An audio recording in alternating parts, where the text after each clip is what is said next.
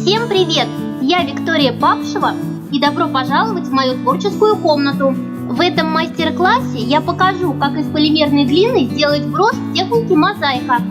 Перед началом работы я выбрала схему, по которой буду выкладывать рисунок мозаики. Раскатываю пласт полимерной глины толщиной 2 мм. Цвет выбранной глины значения не имеет, так как эту часть броши видно не будет. Далее мне понадобится москитная сетка.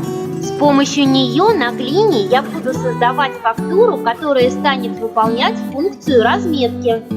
Благодаря разметке ряды квадратиков мозаики будут ровными и аккуратными. Кладу пласт полимерной глины на рабочую поверхность. Москитную сетку слегка смачиваю водой и накладываю ее на пласт полимерной глины. Прижимаю москитную сетку к пластике. Можно прикатать сетку скалочкой, но делать это нужно очень аккуратно и следить за тем, чтобы сетка в процессе этого не сдвинулась с места. В результате на глине появились маленькие клеточки, которые будут выполнять функцию разметки. Теперь мне понадобится круглая формочка. Из бумаги я вырезала круглый шаблон. Его диаметр соответствует диаметру круглой формочки. На шаблоне отмечаю центр. Размещаю шаблон на глине таким образом, чтобы его центр совпадал с центром одной из клеточек на разметке. Отмечаю центральную клеточку иголочкой и обвожу шаблон. Размещаю формочку на пласте глины с разметкой по намеченной иголочкой линии и вырезаю круглую деталь. Теперь нам понадобится лампочка или, как у меня, медицинская банка. Последний вариант мне кажется более удобным. В отличие от лампочки, банка устойчивая, и в процессе работы ее не придется держать в руках. Банку можно поставить на стол и спокойно на ней работать. Накладываю на банку круглую деталь и хорошенько ее прижимаю. Глина должна хорошо пристать к стеклу, но делать это нужно очень аккуратно, чтобы не повредить клеточки. Теперь мне понадобится экструдер. Он позволит выдавить ровные, одинаковые по толщине колбаски. Благодаря этому элементы мозаики будут одинакового размера. При этом важно выбрать подходящую насадку. Толщина выдавленной экструдером колбаски должна соответствовать ширине клеточки на разметке. Из глины серого и красного цвета с помощью экструдера выдавливаю колбаски. Наношу фимогель на круглую деталь с разметкой. И начинаю выкладывать рисунок мозаики.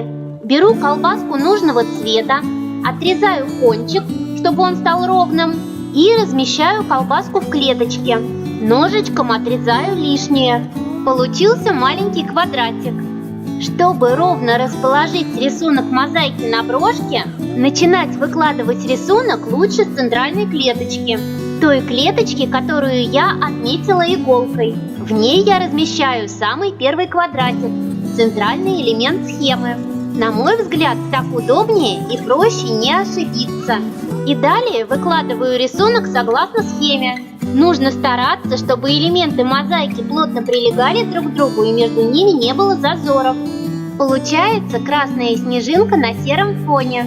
Сверху и снизу от снежинки выкладываю полоски серого и красного цвета. Когда рисунок мозаики готов, отправляю деталь брошки запекаться, не снимая ее с банки. Глина запеклась и остыла. Снимаю деталь с банки. Раскатываю пласт полимерной глины красного цвета толщиной 2 мм. Из него я буду делать обратную сторону брошки. С помощью пемзы придаю глине фактуру, чтобы обратная сторона брошки аккуратно выглядела. Кладу этот пласт глины на рабочую поверхность фактурной стороной вниз. На край детали с мозаикой наношу фимогель. Кладу ее на пласт глины с фактурой и прижимаю, вдавливая запеченную деталь с мозаикой в незапеченную глину. Ножом срезаю лишнюю пластику по краю круглой детали. Беру 2 колбаски красного цвета и скручиваю их вместе. Полученным жгутиком оборачиваю край брошки. Стык 2 концов жгутика делаю незаметным. И отправляю брошку запекаться. После запекания жду, когда глина остынет, и к обратной стороне броши на суперклей приклеиваю застежку. Раскатываю небольшой пласт полимерной глины красного цвета, придаю ему фактуру с помощью пемзы и вырезаю небольшой квадратик. На обратную сторону броши в области застежки наношу пимогель и на застежку приклеиваю квадратик из глины. С помощью напорной отвертки шестигранной битой делаю фигурные оттиски по периметру квадратика и отправляю брошку на повторное запекание. В итоге у меня получилась чудесная брошечка. Я думаю, она будет отлично смотреться на вязаном свитере или шарфике. В этой технике можно создать украшение или предмет интерьера с любым понравившимся вам рисунком. Стоит только найти подходящую схему. Она может быть как простой, так и сложной. Процесс выкладывания рисунка по схеме напоминает вышивку крестом, только вместо крестиков здесь маленькие квадратики. Ставьте лайк, подписывайтесь на мой канал и пишите в комментариях, что вам было бы интересно увидеть в следующих видео. На этом у меня все, до новых встреч!